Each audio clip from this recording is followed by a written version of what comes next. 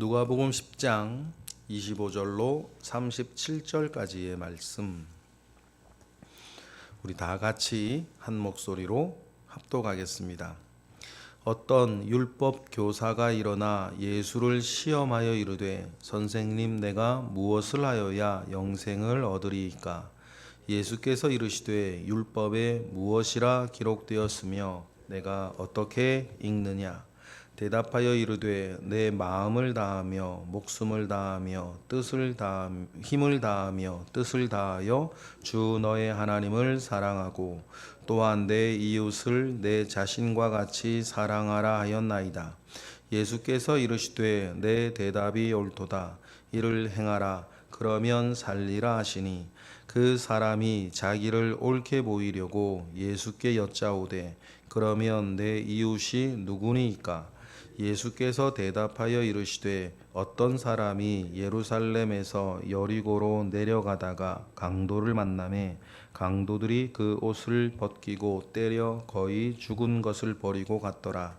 마침 한 제사장이 그 길로 내려가다가 그를 보고 피하여 지나가고, 또 이와 같이 한 레위인도 그곳에 이르러 그를 보고 피하여 지나가되, 어떤 사마리아인은 여행하는 중 거기 이르러 그를 보고 불쌍히 여겨 가까이 가서 기름과 포도주를 그 상처에 붓고 싸매고 자기 짐승에 태워 주막으로 데리고 가서 돌보아 주니라.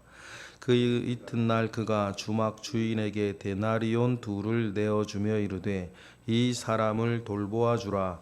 비용이 더 들면 내가 돌아올 때에 갚으리라 하였으니, 내 생각에는 이 세 사람 중에 누가 강도 만난 자의 이웃이 되겠느냐?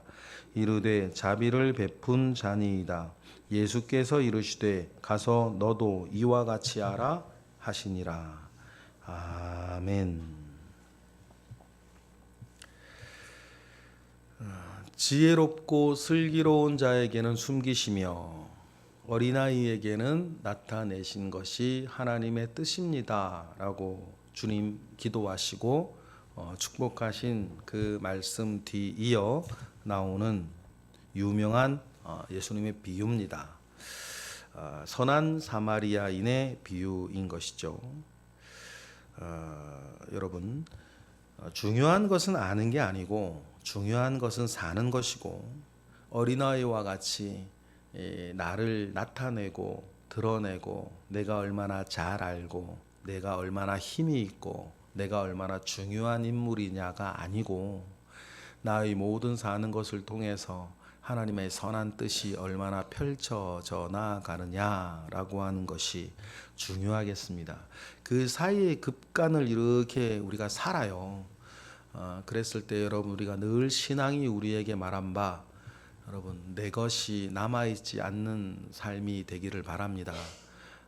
우리 모든 공력이 불태워질 때에 우리 주님의 반석 위에 있지 아니하고 자기 자랑 위에 있었던 것은 지푸라기와 같이 불타 없어질 거라고 하는 그 말씀들을 기억하여서 어린아이와 같이 자기를 낮추고 내가 낮출수록 주님이 빛난다는 것을 기억을 하고 여러분, 우리가 살아가야겠습니다.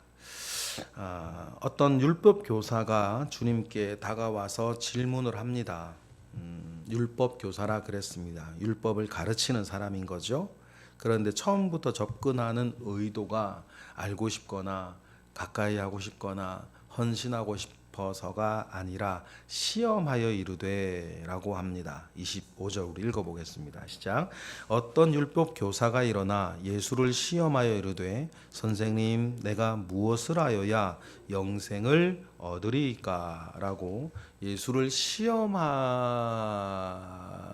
그 시험할 목적으로 영생에 대해서 물어요. 그러면 여러분, 우리가 복음서에 이런 얘기가 되게 자주 나옵니다. 영생과 관련된 질문들 많이 나와요. 니고데모도 사실상 그것 때문이었고, 부자 청년 한 관리도 그런 차원이었고, 오늘 본문에 나오는 율법 교사도 마찬가지인 거죠.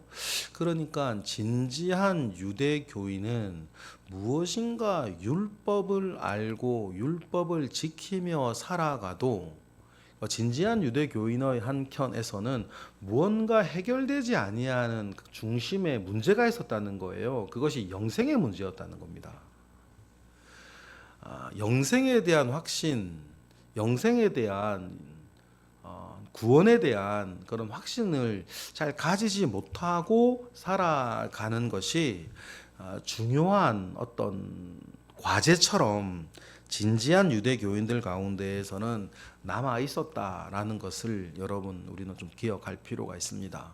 주님께서 이후의 대답 끝에 선한 사마리아인에 대한 그 이야기를 하셨지만 그런 선행을 한다고 이웃에 대한 선행을 한다고 그 선행 자체가 우리의 구원이겠습니까? 우리가 행위 구원을 말하는 사람이 아닌데 그런데 꼭 기억해야 될 것은 역시 우리가 믿음을 가졌다라고 말할 때 그 믿음은 간직되어져 있는 것이 아니고 믿음은 반드시 고백되어지는 건데 믿음이 고백되어질 때에는 여러 가지 또 뭐로 나오기 마련이다. 행위로 나오기 마련이다는 거예요. 그러니 여러분 믿음이라는 것을 내 속에 간직한 어떤 로맨스처럼 이렇게 혼자 즐기고 있는 것이 아니고 믿음은 반드시 고백되는 거고 그 고백은 순종과 또한 순종의 행위로 나오기 마련이다. 그래서 내가 행하는 순종으로 인해서 여러분 내 믿음이 있다는 것을 스스로 증명해 나가는 것이 매우 중요하다는 사실을 우리는 또 기억을 해야겠습니다. 그리고 그것이 내가 분명히 믿음을 가지고 있다는 것의 증명인데 또 그것으로 또 여러분 우리가 나를 높이고 나를 증명하고 나를 또 주장하고 나를 높이고자 하는 그 또 다른 유혹 가운데도 우리가 빠지지 않도록 경계하는 것, 이 구조 속에서 우리의 삶을 쭉 가야 된다는 사실들을 여러분 꼭 기억하셨으면 좋겠어요. 하나만 생각하고 살면 쉽습니다, 여러분. 우리가 사는 게 그렇지 않아요? 하나만 생각하면 쉬워요. 이 세상에 뭐 하나만 생각 얼마나 쉽습니까? 그러나 우리가 하나만 생각하는 게 아니라 다른 것도 생각하고 또 다른 것도 생각하며 우리가 살아가야 하니 우리가 어려운 부분들이 사실 있고 어렵다는 것을 우리가 아니까 늘 우리가 하나님 아버지로 하여금 알게 하시고 또한 살게 하시는 은혜를 구하는 거다. 그런 마음이 먹어지는 것, 그런 삶이 사라지는 것 자체가 은혜다라고 하는 것을 여러분 기억을 하셔야겠습니다. 율법교사가 시험하기 위해서 영성의 문제를 들고 나오니까 주님이 26절처럼 질문을 하시죠. 율법에는 뭐라 기록되었냐? 너는 또 어떻게 읽었냐? 라고 이렇게 물으세요. 그때 정답을 이야기를 합니다. 27절입니다. 시작. 대답하여 이르되 내 마음을 다하며 목숨을 다하며 힘을 다하며 뜻을 다하여 주 너의 하나님을 사랑하고 또한 내 이웃을 내 자신과 같이 사랑하라 하였나이다 라고 이야기를 하세요. 주님이 다른 곳에서도 몇 번 말씀하신 것처럼 하나님 사랑과 이웃 사랑을 실천하며 살라고 하는 그 말씀을 정확하게 이 율법 교사도 이야기를 합니다. 그런데 예수께서 그 대답을 들으시고는 28절처럼 예수님께서 대답을 하세요. 읽어보겠습니다. 시작. 예수께서 이르시되 내 대답이 옳도다. 이를 행하라. 그러면 살리라 하시니 라고 이야기하면서 레위기 18장에 나오는 그 말씀을 통하여서 이를 행하라 그러면 살리라 라고 하면서 그 대답도 인정하시고 그렇게 살 것에 대해서 주문하십니다. 그러니 여러분 알고 있는 것은 알고 있는 것으로 끝나면 안 되고 알고 있는 것은 행함으로 나아가는 것인데 꾸준하고 성실한 행함 끝까지 그렇게 행하며 살아가는 것이에요. 여러분 결국 여러분 나를 스스로 확인해 나아가고 하나님 아버지 앞에 나를 증명해 나아가는 그것은 꾸준하고 이 꾸준함이 여러분이 죽을 때까지 아닙니까? 죽을 때까지 하나님께서 내 눈앞에 펼쳐 놓으신 일들 속에서 하나님의 선한 일들을 지혜롭게 꾸준하게 행하는 것이 여러분 중요하다. 그 일을 위해서도 때때로는 뱀처럼 지혜롭고 비둘기처럼 순결해야 되는 일들이 여러분 우리에게 늘 과제로 있어요. 좀 전에 말씀드렸던 것처럼 하나면 쉽습니다. 뱀처럼 지혜롭기만 하면 얼마나 요리조리 잘할 수 있겠습니까? 또 반대로 비둘기처럼 순결하면 또 그거 하나만이 목적이라고 하면 얼마나 또 여러분 단순하게 또 할 수 있겠습니까? 그러나 우리의 삶이라는 것은 뱀처럼 지혜롭고도 또 비둘기처럼 순결한 그 사이를 늘 함께 가지고 가야 되는 것이 여러분 우리의 어려운 부분들이고 은혜를 구해야 할 부분들입니다. 매사가 그렇습니다. 그 양측의 균형감 속에 우리가 살아가야 하기 때문에 늘 주님께 지혜도 구하고 은혜도 구하여야 해요. 그 대답을 다 듣고 이 율법 교사가 29절로 보면 많이 알지만 사실상 아무것도 모르는 사람이었다는 것을 우리 어제 본문에 비추어서 우리가 알게 돼요. 지혜롭고 슬기 있는 자에게는 숨기시고 어린아이와 같은 자에게는 나타내셨다라고 하는 주님의 기도에 이어진 이야기라는 게 드러나는 거죠. 그러니까 29절에 보면 이 사람은 결국 아무것도 모르는 사람인 거예요. 정확한 대답을 할 수 있는 사람임에도 불구하고 아무것도 모르는 사람이구나. 왜냐하면 지혜롭고 슬기롭다고 여기는 자기에게는 그 모든 것들이 가리워져 있는 거죠. 29절 읽어볼까요? 시작. 그 사람이 자기를 옳게 보이려고 예수께 여짜오되 그러면 내 이웃이 누굽니까? 이렇게 묻는 거예요. 자기는 잘하고 있고 자기는 여러 가지 자기를 옳게 보이려고 하는 그런 마음이 있죠. 그러니 이 사람에게는 하나가 없어요. 뭐가 없는 거예요? 어제 본문에 비추어 보면 어린아이와 같지 않은 거예요. 어린아이와 같지 않아요. 자기가 잘했겠죠. 잘 해왔던 열심히 살아왔던 그 모든 것들도 사실상 주를 위해 서 있는 것이 아니고 자기를 위해 서 있었을 뿐 그동안 잘해왔습니다. 그러니 옳게 보이려고 내 이웃이 누구인가 라고 물어요. 여기에 이제 선한 사마리아인의 비유가 이렇게 나오는데 당시 유대 문화 속에서 사람들이 생각하는 이웃의 거리, 이웃의 개념이 무엇인가를 우리가 좀 이해할 필요가 있어요. 당시 유대인들에게 이웃이라고 하는 말은 옆집 사람이 아니에요.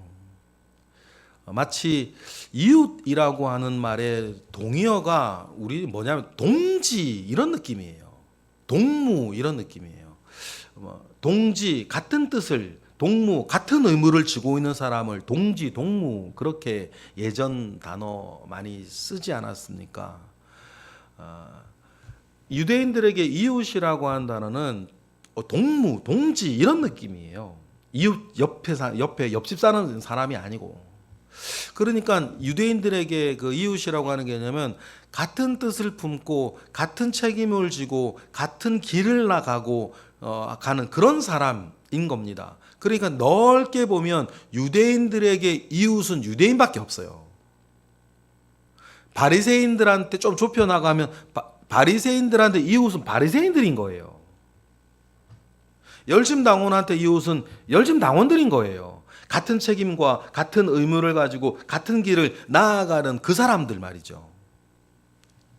그러니 예수님께서 내 이웃이 누구냐라고 얘기했을 때 율법교사는 이웃의 개념도 정확하게 알고 있었을 거예요. 유대인들이 생각하는 이웃의 개념들. 그 예수님께서 그 속을 빤히 이렇게 보시면서 그 사람의 벽을 허무십니다. 그 사람의 벽을 허물기 위해 등장한 비유가 뭐예요? 선한 사마리아인의 비유예요.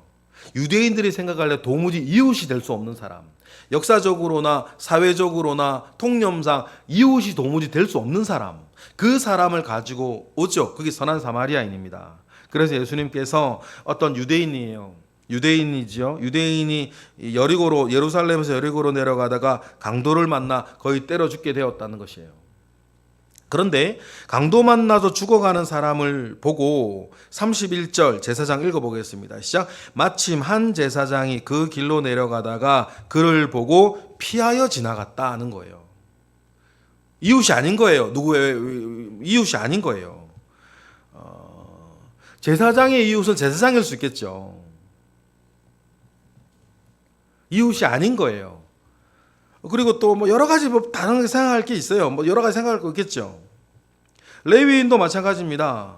32절에 보니까 또 이와 같이 한 레위인도 그곳에 이르러 그를 보고 피하여 지나가요. 무섭기도 했겠고 뭐 손에 피 묻히면 곤란한 일도 생길 거고 여러 가지 뭐 여러 가지 상황이 있었을 건데 이 제사장과 레위인이 등장하는 이유는 분명해요. 이웃이 아닌 거예요.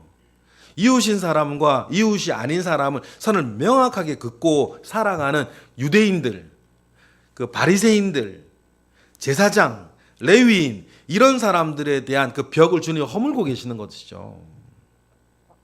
그런데 팔레스타인 지역에 살아가는 사람들 중에 유대인과 제일 멀리 있는 사람 사마리아인, 차라리 이방인이면 이방인이라 놓고 보는데 서로 원수처럼, 이방인은 원수처럼 대하진 않았거든요. 상관하지 않았을 뿐.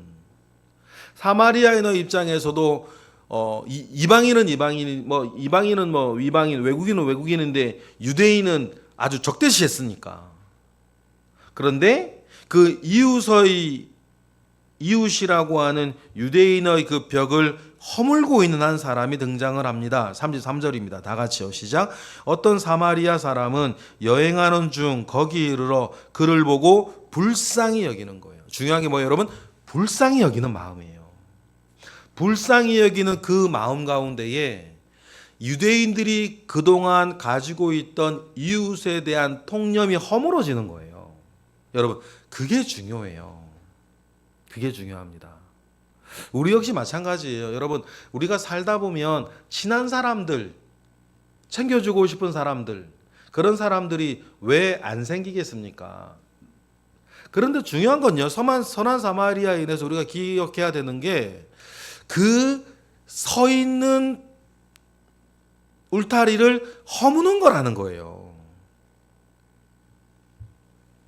그 허물어 나아가는 거라는 겁니다.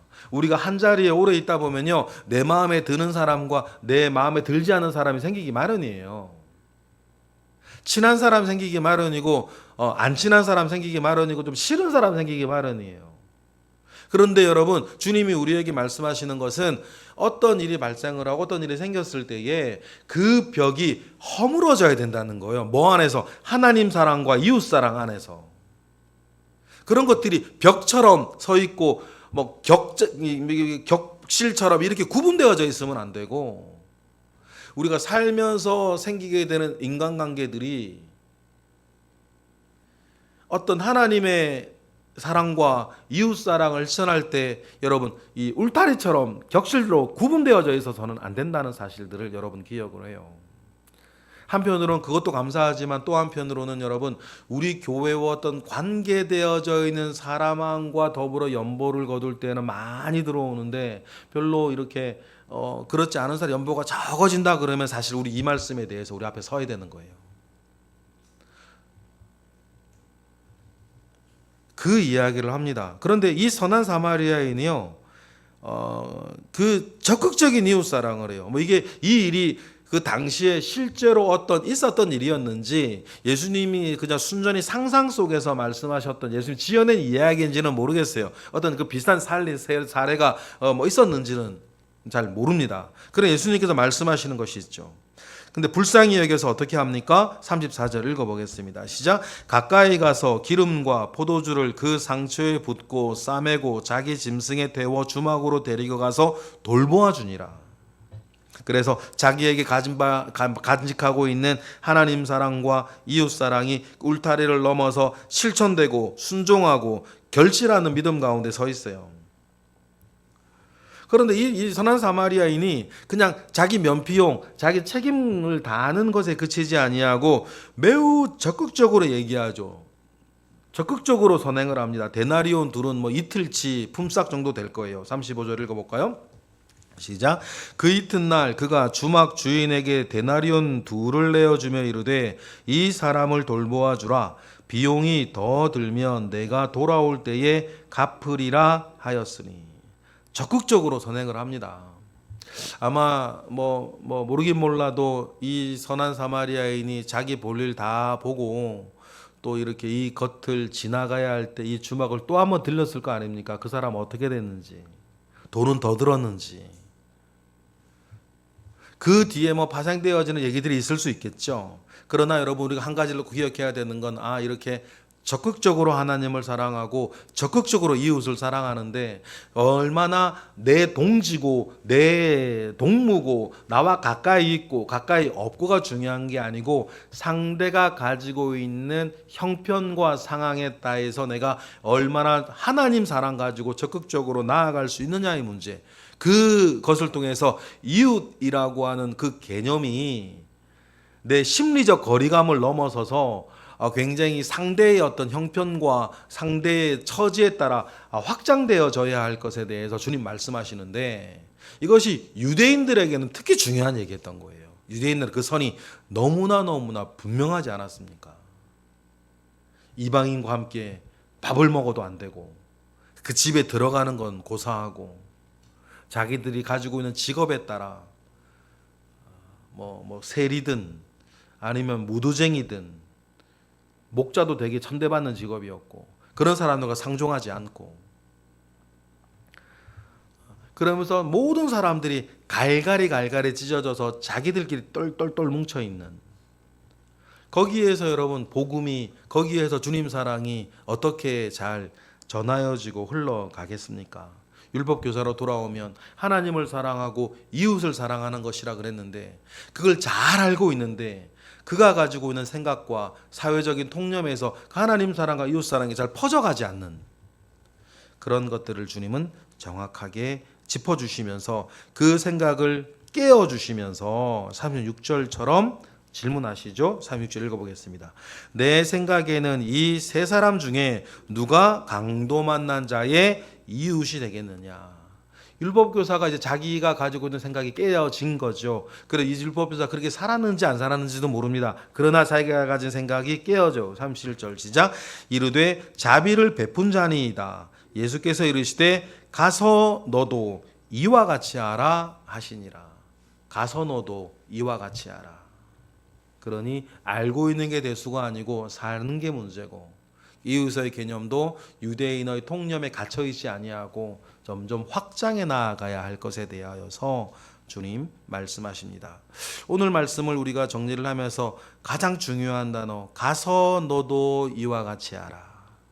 주님이 주문하셨던 이 주문을 우리 늘 기억을 하고 우리도 가서 너도 이와 같이 하라 라고 하는 주님의 말씀에 부응하는 여러분 우리 모두가 되기를 주님의 이름으로 축복합니다. 기도하겠습니다. 하나님 감사합니다. 크신 은혜 가운데 우리와 함께 하시옵소서. 크신 능력 가운데 우리와 함께 하시옵소서. 하나님의 말씀을 알고 있습니다. 그 말씀으로 살게 하시고 그 말씀을 제대로 실천하며 살아가는 은혜, 믿음이 있으니 그 믿음에 대한 행위를 늘 우리가 담보하며 살아가는 은혜들이 늘 우리 가운데 있게 하여 주옵소서. 그 일들을 적극적으로 행하며 살게 하시고 고백하며 살게 하시고 행위의 열매도 거두어 살아가는 우리 모든 새벽의 예배자들 되게 하시옵소서. 1,000번째 예물 드려지고 있습니다. 드리고자 하는 이 예물과 마음의 소원 가운데 주님 함께 하시옵소서. 예수 그리스도의 이름으로 기도드렸나이다. 아멘.